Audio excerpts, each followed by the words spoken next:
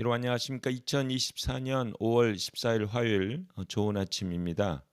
오늘 매일 한절 큐티 본문 말씀은 사도행전 7장 17절부터 36절까지 말씀입니다. 말씀의 제목은 그림자와 실체입니다. 여기서 그림자는 이제 모세를 의미하고요. 이제 실체는 예수님입니다. 말씀 요약을 하면 스데반은 모세 이야기를 통해 모세를 거부한 조상들처럼 유대인들이 하나님이 보내신 구원자 예수님을 배척하고 있음을 지적합니다. 오늘 제가 묵상하는 큐티는 4절입니다. 7장 25절부터 28절까지 말씀입니다. 모세는 자기를 통해 하나님이 동족들을 구해내신다는 것을 그들이 깨달을 줄 알았으나 그들은 깨닫지 못했습니다.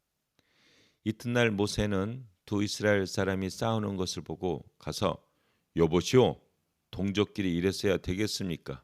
하면서 말렸습니다. 그러자 싸움을 걸던 사람이 모세를 떠밀며 누가 당신을 우리의 지도자와 재판관으로 세웠소? 당신이 어제 이집트 사람을 죽인 것처럼 나도 죽일 셈이요? 하고 대들었습니다. 스데반은 그 모세에 대한 이야기, 그 출애굽기 1장부터 3장까지 나오는 여기 이제 1, 2장 이런 내용들을 쭉 얘기를 하는 거죠. 모세가 태어난 것도 하나님의 때죠. 그러니까 이제 이 스데반은 하나님의 때를 얘기를 해요. 모세가 태어난 것도 하나님의 때고, 모세가 그 강물에 떠밀려서 그 갈대 상자에서 그 이집트의 공주를 만난 것도 하나님의 또 계획이고, 또 그 왕궁에서 가장 그냥 최고의 학문을 공부한 것도 하나님의 또 계획이죠. 그러니까 모세는 그러한 과정을 통해서 하나님의 자기를 쓰실 것이라는 어떤 그런 확신이 있었다고 스데반이 얘기하죠. 여기 7장 25절에 보면 모세는 자기를 통해 하나님이 동족들을 구해내신다는 것을 그들이 깨달을 줄 알았으나 이제 이렇게 얘기 나옵니다. 그런데 이제 이집트 사람이 자기의 동족 이스라엘 백성을 괴롭히는 걸 보고 울분이 생겨서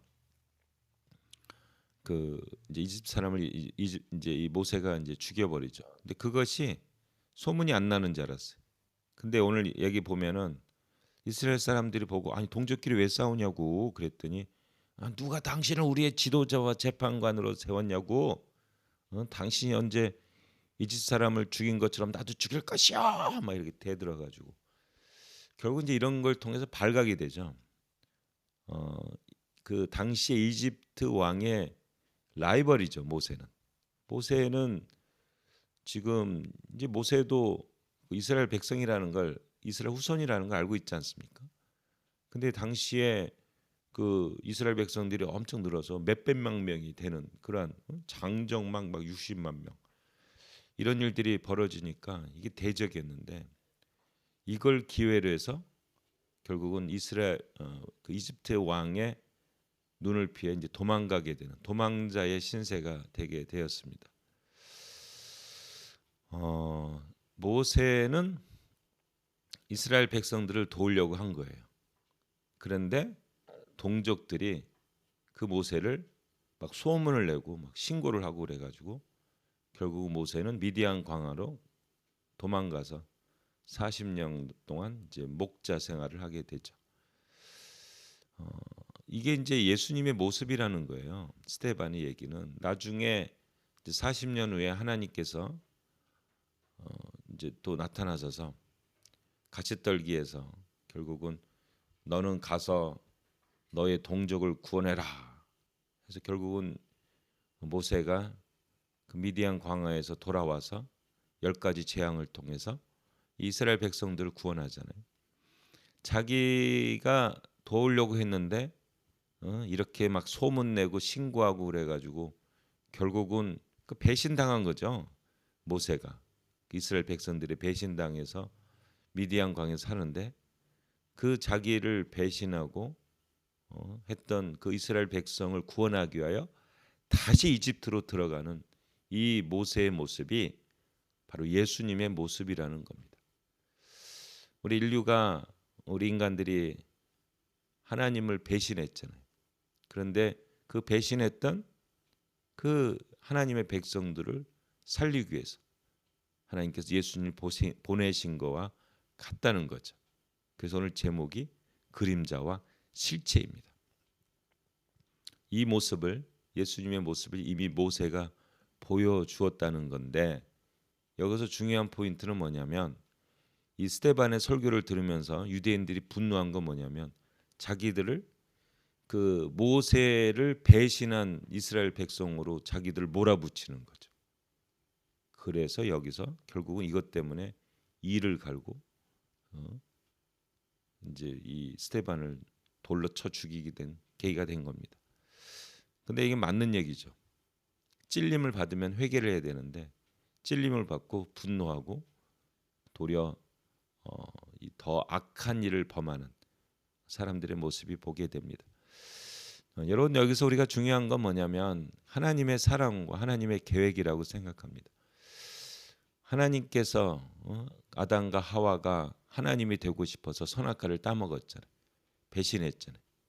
죽일 수 있었지만 하나님은 끝까지 인내하시고 하나님의 때에 하나님을 배신했던 사람들을 구원하시기 위하여 하나님의 때 2000년 전에 우리 예수님을 이 땅 가운데 보내셨습니다.